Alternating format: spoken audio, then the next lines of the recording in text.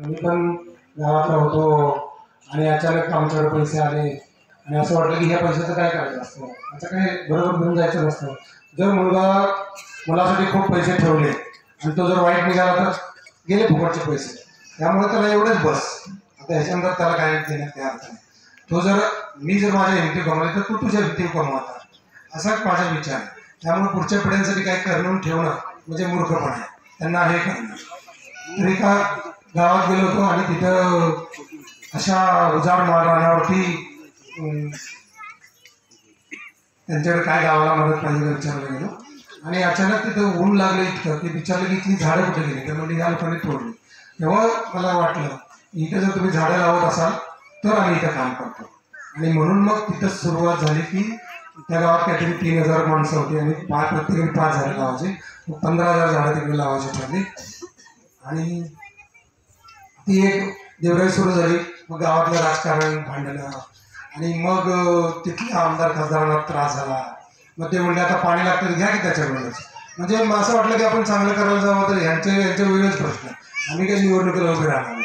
पण यातनं ती सुरू झाली देवराईचं काम. आणि मग समविचारी लोक भेटला, शिवदास भेटला, कुठं पांडुरंग भेटला, अजून कोणतं पांडुरंग म्हणजे देव भेटला, त्याचं नाव पांडुरंग आहे आणि तो चांगला पण आहे. नाही तर नाव पांडुरंग असतो पण चोऱ्या करतो, असे पण पांडुरंग बरेच आहे. त्यामुळे तसा नाही, खरंच पांडुरंग भेटला मस्करवाडीचा. आणि अशा करत करत 30-40 ठिकाणी काम देवराई संकल्पनेसाठी नाही. आम्ही आधी सचिन चांगलं फसवलं. पुढारी लोक मागे लागतात लगेच आमच्या इथे उद्घाटन करायचं, त्यातलं काही होत नसतं. मग आम्ही त्यांना बोलवतो, त्यांनी एवढी झाडं लावली का, असं सगळं काम केलं का. तसं शिवदास दादा भेटला सचिनच्या मध्ये, मग त्यांनी सगळी जबाबदारी घेतली, मग झाडं लागली आणि मग आम्ही ठरवलं की आता पुढे जायचं. म्हणजे 1 वर्ष 2 वर्ष नुसती त्यांची परीक्षा गावाची बघायची की खरंच झाडं लागतात का. कारण बाकी काय कोणाबद्दल राग नाही, राजकारणाबद्दल राग नाही, वाईट होते त्यांच्याबद्दल राग नाही, भ्रष्टाचार असला तर राग नाही, त्यांचं तरी त्यांनी जगावं. पण आम्हाला असं जगायचं, आम्हाला जिथे झाडं लागतात त्या माणसांबरोबर राहायचे आणि ती झाडं वाढवायचे, एवढं आपलं काम आहे. मग शिवदास आनंद ते आपले भोसले साहेब ना, ते सातारला मला हे आले होते, अजून 2-4 गँग आली होती, आम्हाला भेटली. त्याने आम्हाला वचन दिलं की आम्ही हे करून दाखवू. मग ते त्याप्रमाणे झालं ना, आता सक्सेस झालं. त्यामुळे मग आम्ही इकडे आलो. स्वामी विवेकानंद म्हणतात की देशातील युवकांच्या ओटावरचं गीत मला सांगा, त्या देशाच्या म्हणजेच त्या राष्ट्राचं हित मी तुम्हाला सांगतो. असं आपल्या अग्रंगावच्या या युवकांचं, या युवतींचं, इथल्या असणाऱ्या तरुणांच्या ओटावरचं गीत एकच आहे, ते म्हणजे आपला गाव आपला विकास. सर्वजण आपण एक कविता छान शपथ घेऊया ना. वडाच्या नावानं आता सगळेजण मोठ्याने बोला.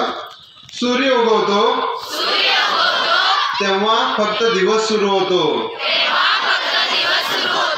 झाडे उगवतात तेव्हा चांगले दिवस सुरू होतात, झाड हमखास फळ देतं, फूल देतं, पान देतं, पक्ष्यांना उघडं रान देतं, श्वासासाठी ऑक्सिजन देतं, सर्व काही देतं झाड. आईच्या मायेनं झाडच करतं आपला लाड. झाड आहे औषध, झाड आहे देव.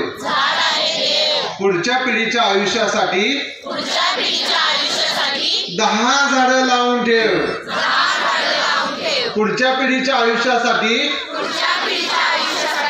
10 झाडं लावून ठेव. बोला, पिंपरणीच्या नावानं, लिंबाच्या नावानं, आंब्याच्या नावानं, अरे धोत्र्याच्या नावानं. येऊन येऊन येणार कोण, अरे येऊन येऊन येणार कोण, पाऊस पाणी आणणार कोण, पाऊस पाणी आणणार कोण. धन्यवाद सर्व गावकरी. मगाशी म्हणजे सरपंच बोलल्यावर आवाज जास्त येतो ना. पुढच्या पिढीच्या आरोग्यासाठी 10 झाडे लावून ठेव. 10 झाडे लावून ठेव, कारण झाड आहे तरच आपली वाढ आहे. वडाच्या नावानं कोणी तुम्ही हात नाही वर केला, मग सगळ्यांच्याकडे लक्ष आहे, प्रत्येकाचा हात. आता शेवटची लिंबाच्या नावानं, आग्रण धुळगाव महिलांच्या नावानं, लो बजेट इलेक्शनच्या नावानं, सह्याद्री देवराईच्या नावानं. थँक्यू. या ठिकाणी उपस्थित राहिलेले आदरणीय सयाजी शिंदे सर. मिरज पूर्व भागामध्ये वृक्ष लागवड करताय. एक मोठा प्रोजेक्ट चालू आहे मिरज पूर्व भागामध्ये, चिंचेचे वृक्ष लावायचं. बारामतीची प्रतिष्ठान चिंच आहे, त्याचं उत्पादन जास्त व्हावं यासाठी चालू आहे.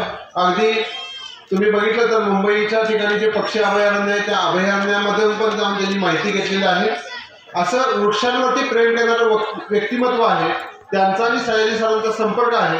या सर्व गोष्टीतून आणि आपल्या सर्वांच्या प्रेमापोटी आज इथे अजितरावजी घोरपडे सरकार उपस्थित राहिलेले आहेत, त्यांचं देखील मी स्वागत आभार मानतो. आपल्या सर्वांचे लाडके यानंतरचा कार्यक्रम होणार आहे तो खेळ पैठणीचा. महिलांच्यासाठी इतर जेवणाची व्यवस्था होणार आहे आतमध्ये. त्यानंतर खेळ पैठणीचा कार्यक्रम होईल. जोरदार टाळ्यांच्या गजरात स्वागत करूया. नितीन गवळी सरांचं जोरदार स्वागत करूया. खूप मोठा आणि छान कार्यक्रम होणार आहे.